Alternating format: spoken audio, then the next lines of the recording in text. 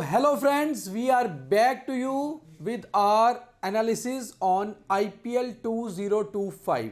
हमने आपको last week बताया कि किसका पलड़ा भारी होगा, कौन नीचे जा सकता है, कौन ऊपर आ सकता है, किसकी रेटिंग बढ़ सकती है, कौन इस बार ज़्यादा परफॉर्म कर सकता है। हालांकि IPL शुरू होने में अभी 5-6 महीने हैं, मगर हमारा एनालिसिस अभी से शुरू हो चुका है। तो 6 टीम्स के बारे में हमने आपको बता दिया था, 4 टीम्स इस हफ्ते बताएंगे और आज के वीकेंड प्रोग्राम में हैं 2 टीम्स। और सबसे पहले हम बात करेंगे पंजाब की।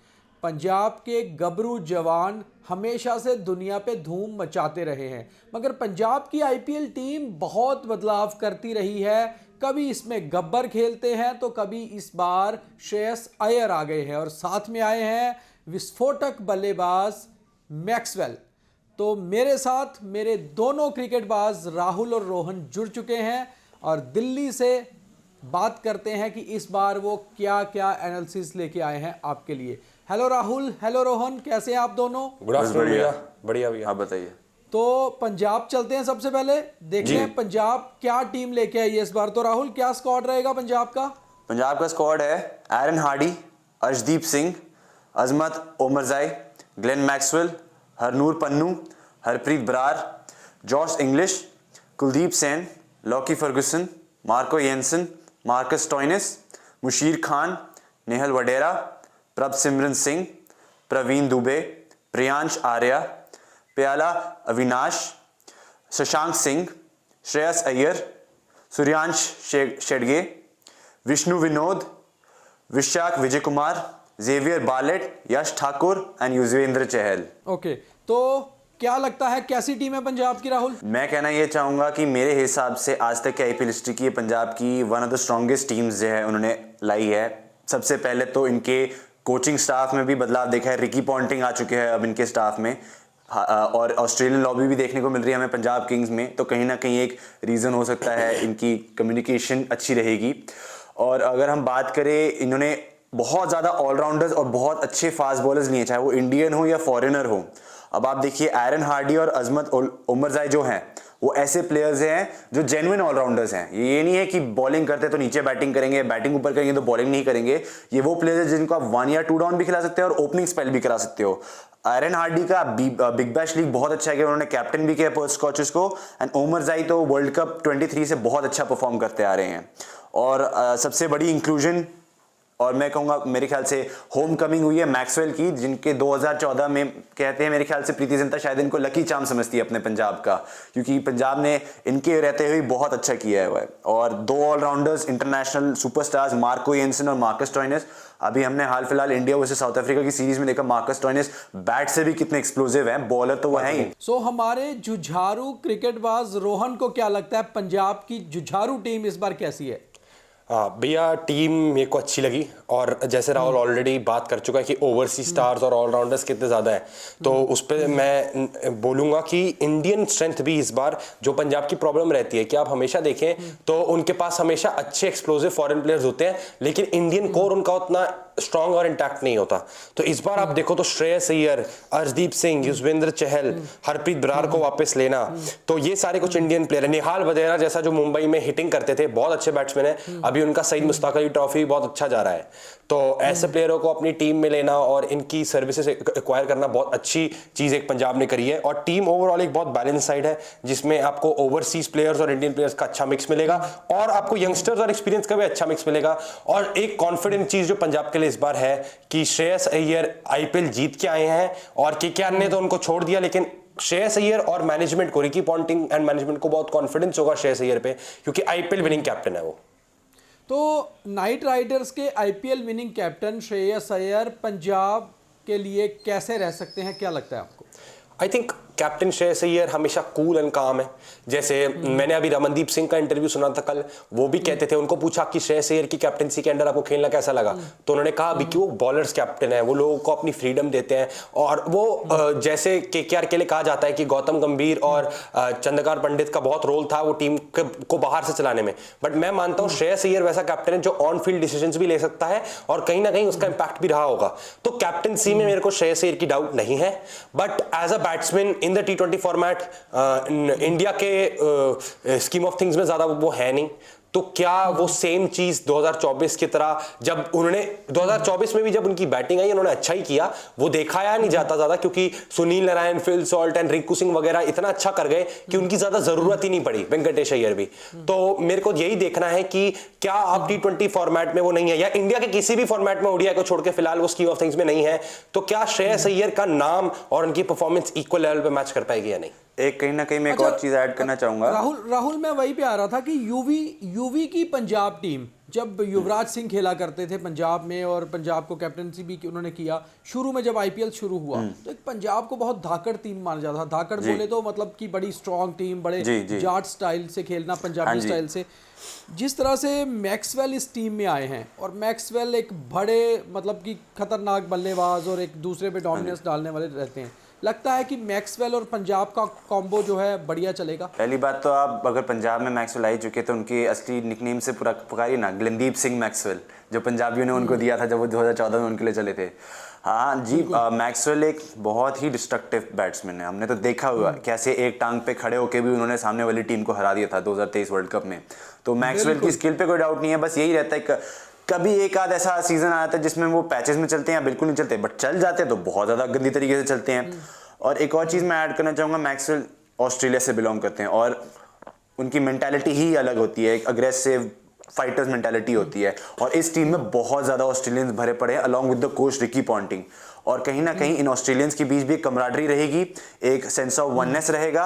और इस टीम में पंजाबी भी हैं, मोस्टली पीपल जो पंजाब रीजन से बिलोंग कर रहे हैं खुद, तो इनके लिए कहते हैं ना कि एक अपने टीम के लिए खेलने के लिए वननेस, एक वो फाइटिंग स्पिरिट आई कि हम अपने इसके लिए खेलेंगे, इमोशनल कनेक्ट होगा। अब वो श्रेयस अय्यर जो एक अलग रीजन से बिलोंग करते हैं, क्या वो उस टीम को इंटैक्ट कर पाएंगे? क्योंकि क्या होता है ना, ज्यादातर फॉरेनर्स अलग अलग कंट्री से बिलोंग करते हैं, कोई यहाँ से इंग्लैंड से कर रहा है, कोई साउथ अफ्रीका से, कोई ऑस्ट्रेलिया से कर रहा है। तो मैक्सिमम जिनकी कोर स्ट्रेंथ है वो ऑस्ट्रेलिया से ही बिलोंग कर रही है, एंड इंडियन जो स्ट्रेंथ है वो पंजाब रीजन से ही बिलोंग कर रही है। तो एक कहते हैं ना यूनिटी आ सकती है मेरे हिसाब से इस टीम में। अच्छा, राहुल या रोहन जो मर्जी मेरे इस सवाल का जवाब दो। मुझे लगता है कि हरप्रीत बरार, अर्शदीप सिंह और यूजी चहल, तीनों इंडियंस, इन तीनों का बॉलिंग कॉम्बो में क्या रोल रह सकता है, इन तीनों की कॉम्बिनेशन? मैं देखा है मैंने कि हरप्रीत बरार तो पहले ही पंजाब के लिए खेल चुके हैं, और जैसे राहुल कह चुके हैं कि ये 2-3 लड़के, प्रभसिमरन सिंह, हरप्रीत बरार, अर्शदीप सिंह, ये इसी रीजन के हैं, तो वो एक केमिस्ट्री बैठनी है। निहाल वडेरा, हाँ, सारे ये पंजाब के हैं। शशांक सिंह भी शायद पंजाब के होंगे। नहीं, शशांक, हाँ, तो ये 3-4 लड़के, सिंह भी पंजाब के हैं, बिल्कुल। अच्छा, ये 3-4 लड़के पंजाब के रीजन से ही बिलोंग करते हैं, तो वो यूनिटी। और बाकी भी आप देखो तो ऑस्ट्रेलियन कोर ज्यादा है, वो आना ही था, हमने एक्सपेक्ट किया था with Ricky Ponting as coach that कि आपका ऑस्ट्रेलियन कोर बहुत बड़ा रहेगा। तो मैं इनकी भैया एक बार 11 भी रीड कर रहा था, तो मेरे को अच्छी लगी ऑन पेपर, काफी डेप्थ भी है बैटिंग में। तो ऐसा इनका 11 कुछ बनता हुआ दिख सकता है आपको कि प्रभसिमरन सिंह और जॉश इंग्लिश ओपन करेंगे। जॉश इंग्लिश बहुत अच्छे बैट्समैन है, थोड़ी फॉर्म अभी डामाडोल चल रही है, बट वैसे ओवरऑल बहुत अच्छे बैट्समैन है। फिर श्रेयस अय्यर कैप्टन रहेंगे, ग्लेन मैक्सवेल 4 पे खेलेंगे, 5 पे मार्कस स्टोइनिस खेलेंगे, फिर शशांक सिंह और निहाल वडेरा आपके 2 अच्छे इंडियन प्लेयर्स। उसके बाद आपका मार्को येंसन आ जाएंगे 8 पे। मार्को येंसन 6-7 पे बैटिंग करने की एबिलिटी रखते हैं, वो नंबर 8 पे आ रहे हैं इस टीम में। और 9 पे भी हरप्रीत बरार, और ये भी अच्छी हिट्टे लगाते हैं, 20-25 रन वाले प्लेयर कम से कम ये भी हैं। फिर आपके अर्शदीप सिंह और चहल आएंगे, और आपको एक फास्ट बॉलर इंपैक्ट प्लेयर में लाना पड़ेगा, तो वो आपका वैशक, विजय कुमार, कुलदीप सेन और यश ठाकुर, इन तीनों में से आपके पास कोई एक लाने का ऑप्शन है। तीनों अच्छे इंडियन पेसर हैं, तीनों अपनी पुरानी टीम्स के लिए अच्छा कर चुके हैं, तो टीम अच्छी लग रही है भैया। बस थोड़ा मैक्सवेल के फॉर्म का मेरे को कंसर्न है।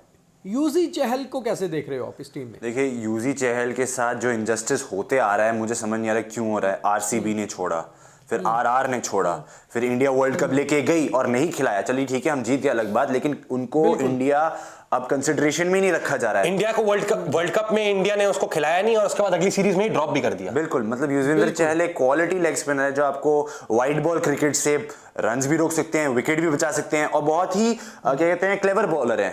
तो हरप्रीत बरार के साथ उनका डुओ बहुत अच्छा जाएगा। एक लेफ्ट आर्म स्पिनर है और एक लेग स्पिनर है जो वेरिएशंस के साथ डाल सकते हैं। तो युजवेंद्र चहल के साथ जो इंजस्टिस होता रहा है, कहीं ना कहीं मेरे को लगता है अब ये पिछला आईपीएल सीजन और ये आईपीएल सीजन अच्छा जाके उनका वो कहीं ना कहीं इंडिया सेटअप में भी वापस आ सकते हैं इसके बाद।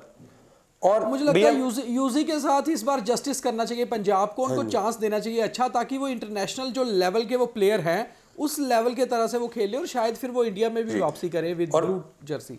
भैया मैं यहाँ पे थोड़े बहुत बैकअप्स भी पढ़ रहा था पंजाब के, तो बैकअप्स एक इंडियन बैकअप है प्रियांश आर्या, ये अभी ये दिल्ली से ही है शायद, मैंने इनको डीपीएल के स्टार्ट्स इनके उठाए हैं, काफी अच्छे बैट्समैन हैं। और उसके साथ साथ अगर आप इनके ओवरसीज फास्ट बॉलर्स देखें ना, तो वो ऐसे बॉलर्स नहीं हैं जो कि अपने दिन पे बहुत तेज भी हैं और अच्छी एक्यूरेसी के साथ भी डाल सकते हैं। तो जेवियर बार्लेट मेरे को एक बहुत अच्छा नाम लगता है ऑस्ट्रेलिया का, ये भी ऑस्ट्रेलियन ही है, अभी नए नए आए हैं, ओडीआई में तो इन्होंने अपना ऑलरेडी दिखा दिया है क्या प्लेयर है। और उसके साथ साथ लोकी फर्गुसन, ये पिछले साल आरसीबी के लिए खेले और इन्होंने एंड में जब अलजारी जोसेफ को ड्रॉप करके आरसीबी ने इनको खिलाया तो इन्होंने काफी मैचेस में अच्छा भी किया, उनके पास वो पेस है, वो यॉर्कर है, स्लोअर बॉल भी डेवलप कर दी है। तो अगर कभी आपको लगता है कि मार्को येंसन, मैक्सवेल स्टॉइनिस या इंग्लिश में इनमें से किसी का आपको लग रहा है फॉर्म थोड़ा डामाडोल है, तो आपके पास बैकअप्स भी बहुत अच्छे हैं खिलाने के लिए। और स्टॉइनिस बहुत अच्छे ऑलराउंडर है, मुझे लगता है उनकी ऑलराउंड परफॉर्मेंस बढ़िया रह सकती है। जी स्टॉइनिस आपके ऐसे बॉलर रह जाते हैं जो नई बॉल पे भी डाल सकते हैं, मिडिल ओवर्स में भी डाल सकते हैं और डेथ ओवर्स में भी डाल सकते हैं। बहुत वो भी क्लेवर बॉलर है, बहुत अंडररेटेड है, मतलब उनके इतना माना नहीं जाता बॉलिंग करता, बट बहुत क्लेवर है। इनफैक्ट जब वो डेब्यू भी करे थे, उन्होंने 4 विकेट और 150 के साथ किया था, वो ओडीआई में था, लेकिन उन्होंने काफी मैचेस ऑस्ट्रेलिया को T20 में कमबैक करके जिताया हुआ है। वर्ल्ड कप में ही देख लीजिए 2022 के काफी कमबैक्स करे हैं मार्कस स्टॉइनिस ने, और बहुत ही एक्सप्लोसिव हार्ड हिटर है वो भी सिचुएशन के हिसाब से अडैप्ट कर सकते हैं। उनको मिडिल ओवर्स में भेजा जाता है, लेकिन वो बहुत अच्छे ओपनर और वन डाउन बैट्समैन भी हैं। उन्होंने बिग बैश लीग में तहलका मचा दी थी जब वो ओपनिंग करने आए थे, 140 150 ऐसे रन मारे उन्होंने जब उन्होंने बिग बैश के लिए मेलबर्न स्टार्स के लिए ओपनिंग करी थी। तो मार्कस स्टॉइनिस बहुत ही अच्छे लगता है कि पंजाब की बैड लक खत्म होगी इस बार, कुछ कर पाएगी जी। मेरे हिसाब से अगर ये पंजाब की स्क्वाड, जिसमें रोहन ने भी बोला बैकअप्स भी बहुत अच्छे हैं, कि अगर आपके 11 में भी फॉर्म वाले बंदे नहीं, आपके पास पीछे भी बैकअप्स इतने अच्छे जो चलने चाहिए, चाहे इंडियन स्टार्स भी उनके पास बैकअप्स में और उनके पास फॉरेन स्टार्स भी बैकअप्स में और सारे यूटिलिटी प्लेयर्स। इसके बावजूद भी मेरे हिसाब से अगर वो टॉप 4 नहीं पहुंचती हैं तो sorry to use the word, but लानत है इस टीम पे। तो फिर तो अगर टॉप 4 में नहीं आती, मुझे लगता है फिर तो बैड लक ही होगी और कुछ नहीं। जी फिर तो बैड लक है। मैं थोड़ा कल्चर का इनका मेरे को लगता है क्वेश्चन है, क्योंकि पंजाब का हमेशा मैंने पिछले 3-4 साल के साइकिल से भी देखा होगा भैया आपने कि टीम हमेशा ऑन पेपर सॉलिड लगी है, one of the strongest team on paper लगी है। पिछले साल भी मेरे को याद है मैंने इनको टॉप 4 में रखा था, मैं इनको कॉन्फिडेंस देके टॉप 4 में रख रहा हूं अभी कि मेरे को ये टॉप लेवल की टीम लग रही है। मगर इनके ना बहुत ऐसे प्लेयर्स हैं जिनके आपको फॉर्म देखना पड़ेगा। स्टॉइनिस भी हर दिन नहीं चलते, उन्होंने 100 मारी पिछले सीजन, उसके सिवा कोई बहुत खास नॉक नहीं थी, 1-2 नॉक्स को छोड़ के। मैक्सवेल का तो आपको पता है इनकंसिस्टेंट है। अर्शदीप सिंह भी इंडिया के मेन T20 आए बॉलर है, लेकिन अर्शदीप सिंह भी जब मार खाते हैं, और अभी पंजाब के लिए भी मैं शहीद मुश्ताक अली ट्रॉफी फॉलो कर रहा हूं, तो उसमें भी उनको बहुत गंदी मार पड़ रही है। अभी रिंकू सिंह ने उनको बहुत गंदा मारा, एक ओवर में 20-25 रन भी मारे। तो अर्शदीप सिंह का भी आपको थोड़ा फॉर्म का देखना पड़ेगा। उसके साथ साथ आपको यह भी देखना पड़ेगा कि आपकी जो ओपनिंग है, प्रभसिमरन सिंह और जॉश इंग्लिश अच्छे टैलेंटेड प्लेयर्स हैं, लेकिन एक सॉलिड ओपनिंग पार्टनरशिप आपको इन दोनों के बीच नहीं दिख रही। मेरे हिसाब से देखिए ऐसा है कि आप कौन पिट रहा है कौन नहीं पिट रहा है, वो सब दिन की भी बात होती है। किसी का दिन अच्छा होता है, किसी का दिन खराब होता है, बट ऑन पेपर जो पंजाब ने अपने टीम में वैरायटी लेके आई है, with left arm pacer, right arm pacer, leg spinner, left arm spinner, express fast bowler, slower one वाला पेसर, जो बहुत एक वैरायटी लाती है टीम में आपको, और T20 में बहुत जरूरी है आपको। हम खेलते हैं, लोकल मैचेस भी खेलते हैं, तो स्लो से स्लो बॉलर चल जाता है, फास्ट से फास्ट भी नहीं, तो स्लो से स्लो चल जाता है, कोई लेग स्पिनर चलता है। तो ये सब सिचुएशन और आपकी टीम में एक अच्छा बैलेंस बना रहा है। स्पेशली अब नई विकेट भी आ रही है पंजाब के यहाँ, नई ग्राउंड भी आ चुकी है, तो वो भी देखना पड़ेगा कैसे अडेप्ट करते हैं उसके पास। But on paper, given the different roles each player has in this team, मेरे हिसाब से एक बहुत अच्छी स्क्वाड है ये। तो हम पंजाब को इस बार रख रहे हैं लास्ट 4 में या नहीं? बिल्कुल रख रहे हैं। अभी तो रखना ही नहीं आती तो फिर मैं वही बोल रहा हूं, अभी तो ऑन पेपर लगी रहा है पंजाब टॉप 4 की टीम।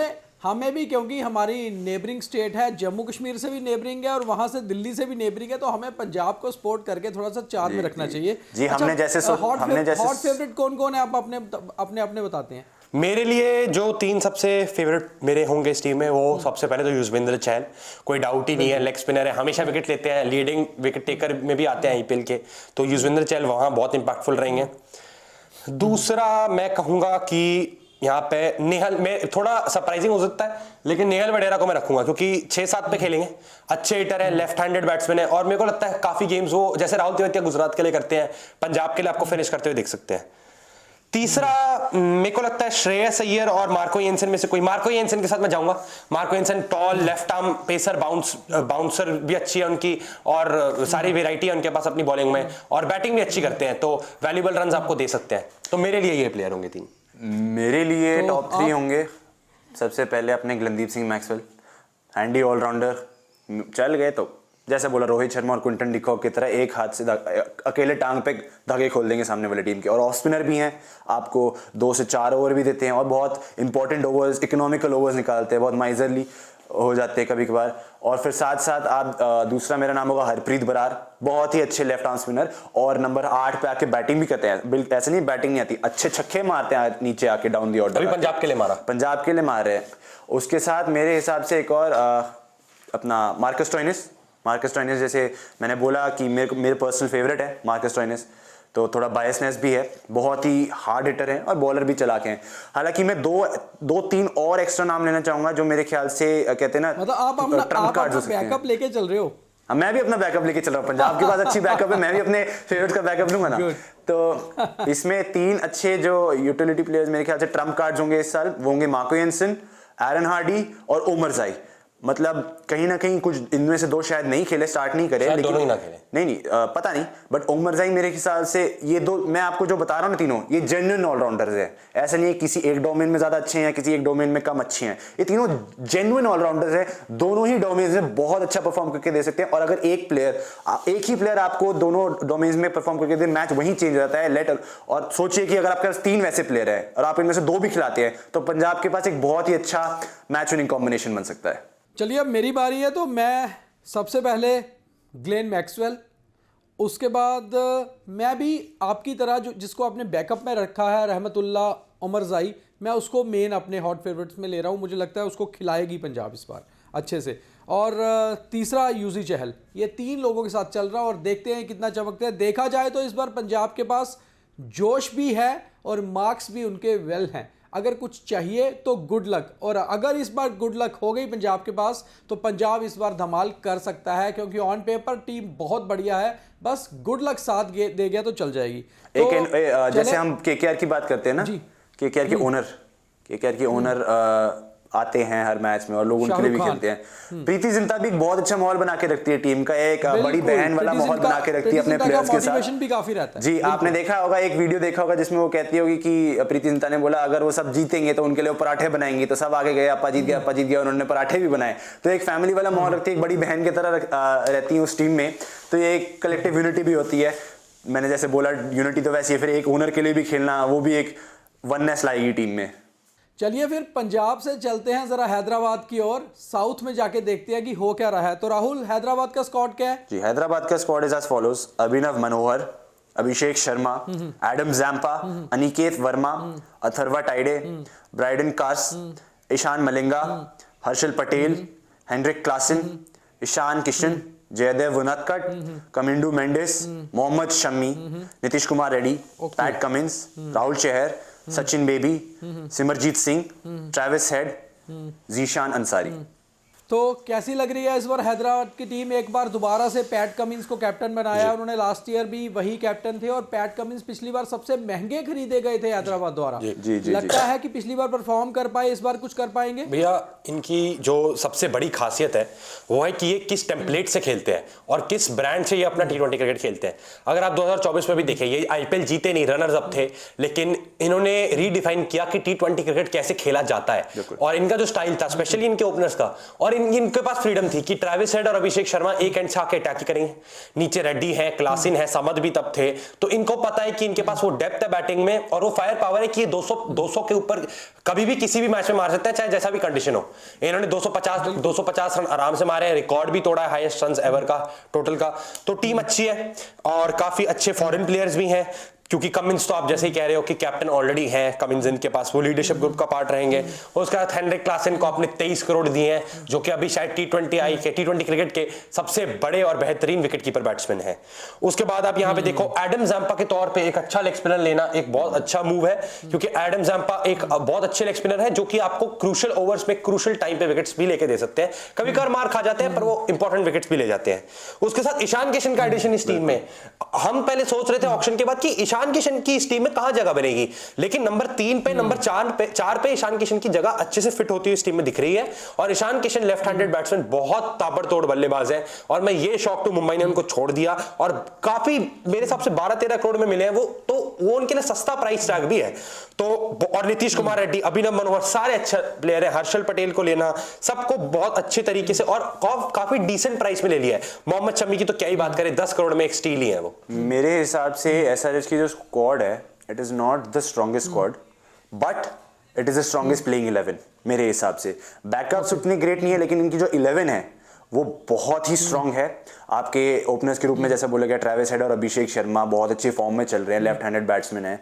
और ट्रेविस हेड का और अभिषेक शर्मा का मुझे लगता है, बीच में मैं इसलिए रोक रहा हूं कि पिछली बार भी इनका कॉम्बो अच्छा रहा, बहुत अच्छा कॉम्बो है। अब एक अंडरस्टैंडिंग बन गई है। अभिषेक शर्मा ट्रेविस हेड को एज अ मेंटोर भी देख रहे हैं अब, और ट्रेविस हेड अपना एक, ट्रेविस हेड तो पागल आदमी है, मैं बता रहा हूँ। वो तो चलता है तो बहुत ही गंदा चलता है, कहाँ शॉट मारता है, खड़े खड़े हाथ चला के बिना मूवमेंट के। बॉलर्स भी कंफ्यूज हो जाते हैं कि कहाँ डाले इसको।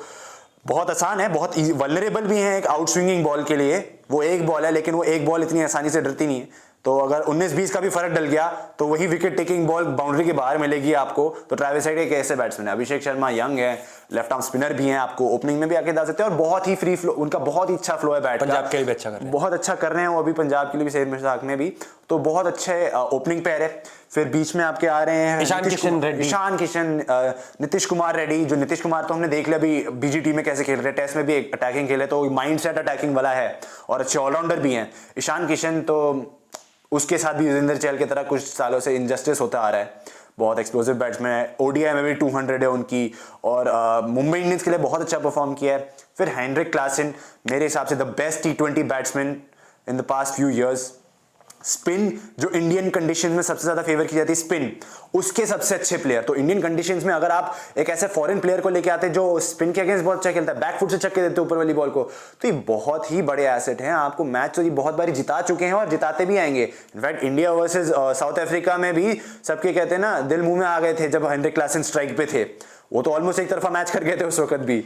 तो इनके पास बहुत अच्छी है। फिर पैट कमिंस आते हैं आपके, क्या कहते हैं, बहुत इंटेलिजेंट कैप्टन बॉलर हैं, बहुत अच्छे bowler as a T20। Cool है वो भी, कैप्टन कूल है, बिल्कुल कैप्टन कूल है, बहुत ज्यादा किसी के ऊपर प्रेशर नहीं बनाते। पैट कमिंस के एक बहुत बड़ी कहेगी कि उसको एज ए कैप्टन ले रहे, लेकिन आप देखिए कितनी बारी उन्होंने बैट से कितना अच्छा परफॉर्म किया, और he is emerging as a very good T20 bowler as well. 2 hat-tricks थी उनकी T20 वर्ल्ड कप में। ऐसा तो नहीं है ना कि सिर्फ कैप्टनसी की वजह से मिलेगा, उसमें तो वो कैप्टन भी नहीं थे, तो एज अ प्लेयर भी वो बहुत अच्छा करा। और बहुत वो दिखते कूल है, लेकिन वो भी कहते हैं ना राहुल द्रविड़ की तरह अंदर से अग्रेसिव बहुत अग्रेसिव है तो ऑस्ट्रेलियन ही वो माइंडसेट और वो जज्बा अंदर से जाता नहीं है। और तो पैट कमिंस के साथ आपके नीचे बॉलर्स कौन है? पैट कमिंस के साथ आप यहाँ पे नीचे बॉलर देखें तो हर्षल पटेल, मोहम्मद शमी, आपके मोहम्मद शमी और पैट कमिंस का तो जोड़ी एक नेक्स्ट लेवल पे ही चले जाएगा। क्या ही कहना, शमी हमारे प्राइम इंडियन बॉलर, स्टेडी हैं थ्रू द विकेट। राहुल चेहर और एडम जैम्पा बहुत अच्छे T20 बॉलर हैं। हाँ, ऑन अ गिवन डे बहुत ज्यादा रन भी खा सकते हैं, लेकिन उनकी जो से वो ट्रेजेक्टरी देते हैं, वो डिप मारती है उनकी बॉल, और कहते हैं वाइड बॉल के लिए वो बहुत ही ज्यादा बढ़िया बॉलर है, युजवेंद्र चहल की तरह। और जैम्पा और राहुल चहर को अगर अच्छे से यूज कर पाए पैट कमिंस, तो ये टीम इस बार कमाल कर सकती है। हाँ जी भैया, मैं वही कह रहा हूँ कि जो टीम है ना, इसकी हमेशा पिछले 3-4 साल में एक जो वीकनेस रही है कि इनके पास ढंग का स्पिनर खास आता नहीं है। वॉशिंगटन सुंदर से काम निकलवाते हैं, एक आध श्रीलंकन स्पिनर लिए, हसरंगा पिछले साल लिए थे लेकिन वो इंजर्ड हो गए। तो इनके पास इस बार जो जैम्पा और राहुल चहर का डुओ है वो बहुत अच्छा है। पेस अटैक भी मेरे को अच्छी लग रही है कि मोहम्मद शमी, पैट कमिंस और हर्षल पटेल है साथ में। लेकिन भैया थोड़ा जो लूप हो वीकनेस इस टीम में है कि इनका टॉप ऑर्डर बहुत सॉलिड है। ट्रेविस हेड, अभिषेक शर्मा, ईशान किशन, नीतीश कुमार रेड्डी और क्लासन। उसके बाद जो इनका 6, 7, 8 है ना, आप वो देखो कि अभिनव मनोहर 6 पे खेलते हुए आपको दिखेंगे, जो कि अच्छे प्लेयर है, लेकिन 6 पे अभी उतनी तरीके से आप देखो तो टेस्टेड नहीं है। 7 पे इनको या तो हर्षल पटेल को खिलाना पड़ेगा, वरना इन पे ऑप्शन है अनिकेत वर्मा या अथर्व टाइडे को खिलाने का। अथर्व टाइडे को अगर ये खिलाते हैं तो वो भी अभी पूरे तरीके से टेस्टेड नहीं है। लेकिन आप जैसे मैं बहुत लोगों से सुन रहा हूं कि पैट कमिंस को 7 पे खिलाना, वो मेरे हिसाब से एक सेंसिबल ऑप्शन नहीं है, क्योंकि पैट कमिंस T20 क्रिकेट में अच्छे प्लेयर है, बॉलर भी अच्छे हैं, पर आप उनको नंबर 7 पे आपका एक वैसा रोल होता है कि आपको छक्के चौके लगाने हैं। मैं अभी पर्सनली पैट कमिंस को उस रोल के लिए सूट नहीं करता। इनफैक्ट मैं हर्षल पटेल को उनसे ऊपर बैटिंग कराऊंगा। और और मैं एक नाम यहाँ पे लास्ट एक मैं नाम यहाँ पे कहना चाहता हूं जो कि बहुत अच्छे प्लेयर हैं, जो इंग्लैंड के लिए भी टेस्ट क्रिकेट में स्टार्ट कर रहे हैं और बहुत ही ज्यादा खतरनाक हिट द डेक वाले बॉलर है, ब्राइडन कार्स। इनका मैंने रिसेंटली देखा है, बहुत अच्छा इन्होंने बैकअप लिया एसआरएच ने। ब्राइडन कार्स और कमिंडू मेंडिस के तौर पे इनको बहुत अच्छे बैकअप्स मिले। ब्राइडन कार्स बैटिंग भी करते हैं और वो हिट द डेक वाले बॉलर है। मैं तो सरप्राइज भी नहीं हूं अगर एसआरएच इनको जैम्पा के ऊपर प्लेइंग 11 में भी खिला रही है। कमिंडो मेंडिस भी अच्छा ऑप्शन है। कमिंडो मेंडिस बहुत टाइम से अच्छा खेलते आ रहे हैं, लेफ्ट हैंडेड श्रीलंकन बैट्समैन। बहुत अच्छी परफॉर्मेंस रही है उनकी और फाइनली उनको आईपीएल साइनिंग हुई है उनकी, तो बहुत बड़ी अपॉर्चुनिटी है। लेफ्ट आर्म स्पिन भी डालते हैं ओकेजनल, लेफ्ट हैंड बैट्समैन है, बहुत अच्छे रन्स मार के आते हैं मेरे हिसाब से। मैं बट एक चीज़ से डिसएग्री करना चाहूँगा रोहन से कि पैट कमिंस को आप अगर हिटर नहीं कहते हो तो वो बहुत गलत चीज़ है, क्योंकि आपके पैट कमिंस जो हैं वो आप कह रहे हो कि अगर ऊपर आएंगे तो थोड़ा दिक्कत हो सकता है। हाँ, लेकिन अगर वो 15 ओवर 16 ओवर के बाद आ जाए तो हमने देखा है वो केकेआर के लिए जब मुंबई अगेंस्ट जैसे टॉप ऑर्डर के अगेंस्ट खेले थे, जसप्रीत बुमराह तक नहीं बचे थे उनसे। पर अगर जसप्रीत बुमराह जैसे prime once in generation bowler भी पैट कमिंस जैसे की बैटिंग से नहीं बचे, तो उनको ये कहना कि 7 पे नहीं खेल सकते वो भी गलत है, क्योंकि मार्को येंसन भी खेल रहे हैं। मैं यहाँ पे एक चीज बस कहना चाहूंगा कि 7 पे आप जो कह रहे हो, 7 नहीं, जब भी पैट कमिंस को आपने वो मारता हुआ देखा है ना बुमराह को, आप याद करें 2-3 ही नॉक्स उनकी आई हैं और वो सारी कोलकाता के लिए ही आई हैं।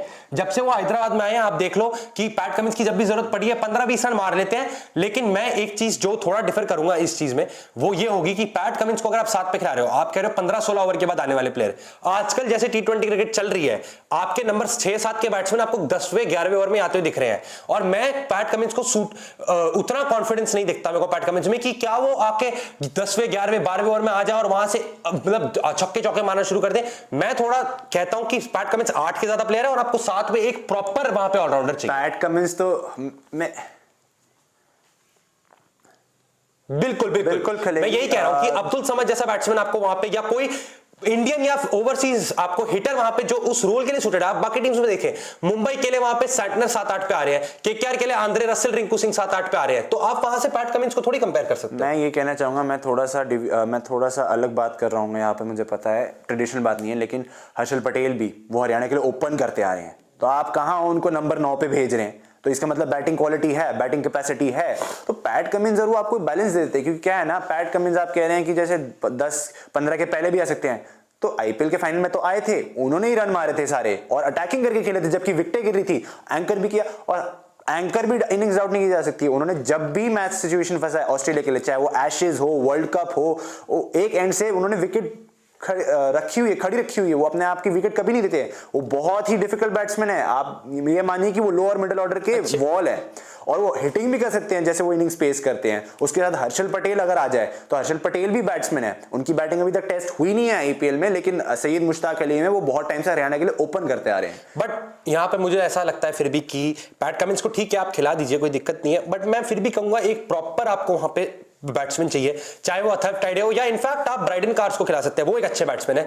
और अगर आप हर्षल पटेल या पैट कमिंस को प्रमोट कर रहे हैं, हो सकता है वो चल जाए, मैं ऐसा नहीं कह रहा नहीं चल जाए, दोनों अच्छे बैट्समैन हैं, बट मेरे हिसाब से दोनों ही नंबर 8 के प्लेयर्स हैं। 7 पे आपको एक प्रॉपर प्लेयर चाहिए।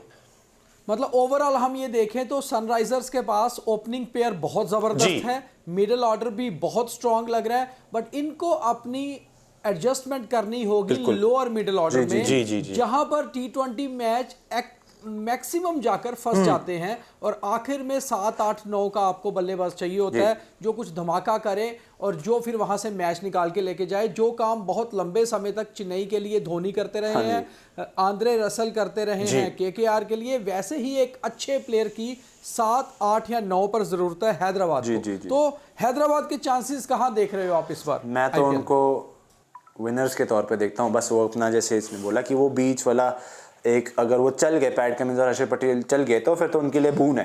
वो प्लेइंग 11 मैंने बोला बहुत स्ट्रांग है, मेरे हिसाब से वो फाइनलिस्ट विनर्स तो इस साल हो सकते हैं। मैं थोड़ा इसमें भी अलग सोच रहा हूं। मेरे को लगता है कि जो एसआरएच का ब्रांड और टेम्पलेट ऑफ T20 क्रिकेट था वो अगले साल एक्सपोज होने वाला है, और मेरे को पता नहीं क्यों गट फीलिंग आ रही है मुंबई इंडियंस पे वो मुंबई इंडियंस बिगाड़ेगी उनका वो खेलने का तरीका, क्योंकि मेरे को लगता है कि एसआरएच की जो टीम है वो पूरा आईपीएल उनका अच्छा गया, लेकिन एसआरएच का भी मैंने एक लूप होल देखा है कि जब उनका टॉप ऑर्डर बिखरना शुरू होता है ना, फिर वो ऐसे ऐसे बिल्कुल सारे बिखरते जाते हैं।